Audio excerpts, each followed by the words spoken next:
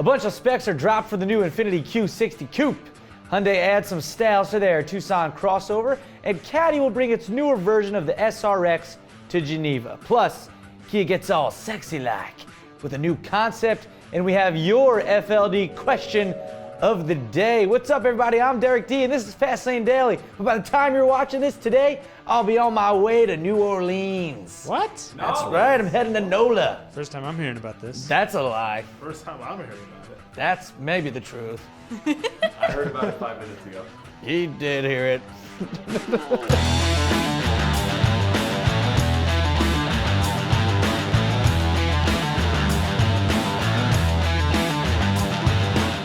Yeah, that's right. I'm headed to New Orleans for a bachelor party right after shooting this. So tomorrow, Friday, someone will be filling in for me. Who will it be? Going to be a heated game of rock, paper, scissors between Miles and Erica. We'll see who comes out on top. All right. Kia is bringing the sexy to Geneva Motor Show, to the Geneva Motor Show. Yep. Like, oh yeah. It's called the Sportspace Wagon. But should it be called the Sports Sexy Wagon? How is all that snow not melted because that car is hot? Oh yeah.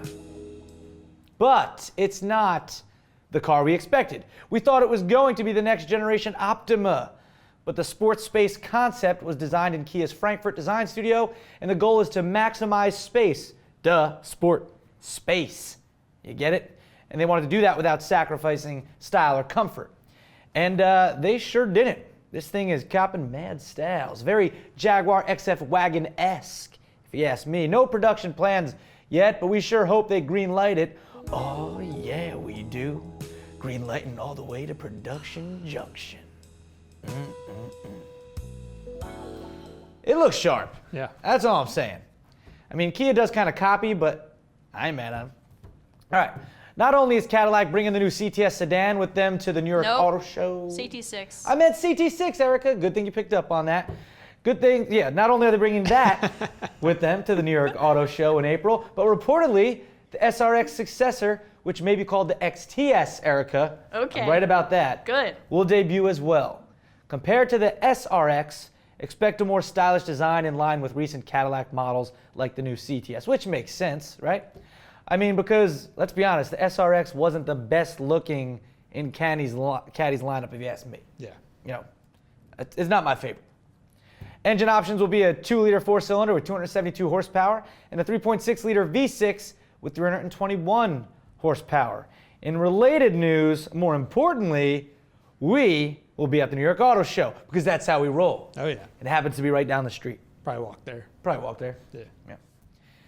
Hyundai said, here, check out our new Tucson from 2016 model year. Styling changes due the trickle-down method from the larger Santa Fe crossover with new, more sculpted body panels all around. And let's not forget a much more premium cabin, right? Engines range from a 1.6-liter turbo 4-cylinder with 176 horsepower to a diesel 2-liter with 136 or 184 horsepower. Transmission options are a 6-speed manual, yes, that's right, manual, depending on the engine, or a 6-speed automatic. Or actually, you can get the 1.6-liter turbo, and that adds on the new, or add on the 7-speed dual clutch transmission to that. A lot going on there, but you get it. It'll go on sale later this year. But this video, though, is like a classic example of making cuts on the beat. Yeah, see? That. Nice. That's what. All right, new details about the upcoming Infiniti Q60 coupe. And some of them correct old info that we said in the past that was incorrect.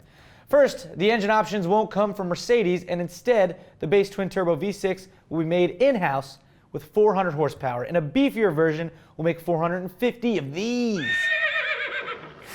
Nice. Yep. Now that 450 jump off could get the IPL badge, which is Infiniti Performance Line, of course, but it probably won't launch immediately, so expect the lesser version to say, hey, what's up? I'm like here, hanging out, in 2016. And the other to follow in 2017, that'd be the IPL version. In this video, the voiceover guy says that it's not a car, but you inside an Infiniti. But the Infiniti is a car, so So should Infiniti pay you to drive it then? Good point, Miles. Yes. Pay me to drive that car. I would drive it either way, but I'd like to get paid for it. Yeah. You know? All right, now it's time for your FLD question of the day. And this one comes from the coolest kid ever, my 8-year-old nephew, Braden. He's seen the show, and he's always wanted to ask his own FLD question of the day. So, I mean, this kid's awesome. This kid plays drums. He snowboards, Nice. rides his quad like a boss. Both. I mean, he's a badass, Yeah. you know? And his initials are actually BAD, so it makes sense. Braden Anthony DeAngelis. Wow. There he is. Anyway, take it away, Bray. My FLD question of the day would be, when I'm 16, Oh boy. should I even bother learning how to drive manual? Solid question. And what year would that be? 2023. Ah, bright kid. Yeah, 2023. So Braden's question is essentially, when kids today get their driver's license in the future, should they even bother to learn how to drive manual or stick? Now that is a very good question. It's always cool to get like a kid's perception on things, you know, anything really. Yeah, Ask a kid anything and see what they say. I then asked him why he asked that, and he said, Well, because no cars have it anymore. yeah, see? Interesting perception from an 8-year-old. I can't talk today. He noticed not many cars have it, Right. essentially. Then I told him, well, a good amount of cars still do, but it is fading pretty fast. And then he responded, But when I'm 16, they probably won't have them. when he's 16, they probably won't have them. Now, all right, I think they will still have manuals, but I swear they'll be few and far between.